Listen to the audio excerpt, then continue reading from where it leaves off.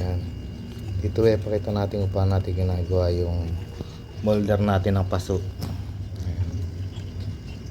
Una, kailangan muna natin yung iguhit yung na-imagine nating design ng paso.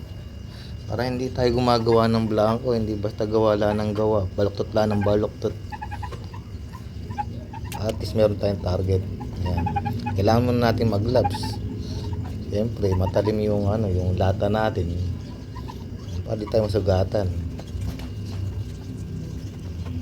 Ikanto natin din sa sa dulo ng tiles para mamirming eskwala. Para diretso yung guide natin. Importante po yung gloves. Baka mas mahal pa yung yung pampagamot natin pag nasugatan tayo kaysa doon sa kikitain natin din sa paggawa ng paso. Matetano ka pa, utas ka kaagad. Ayan. Baluktot lang po natin dulo. Unti-unti lang. Tinulinan ko lang yung video kasi nuknukan din ako ng bagal kumilos. Ayan, para di kayo mainip. Ops. Huwag ka muna maglilipat. Tapusin mo na yung video. Nandito ka na lang din. Pindutin mo na rin yung like, saka subscribe. Pwede ka mag-comment. Baluktin lang yan. Ilagay natin sa sa sukat na gusto natin.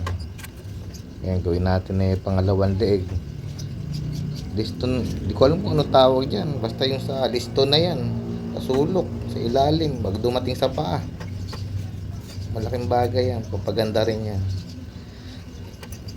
Hindi naman kailangan sobrang ganda nung paso natin.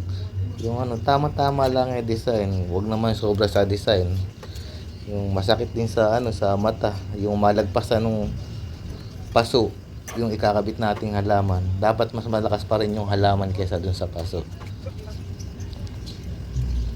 Para hindi masapawan ni paso yung halaman.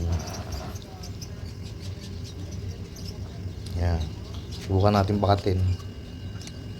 Tingnan natin kung nahawig. Uy, medyo malaki. Pero okay lang yan, hindi ako maselan.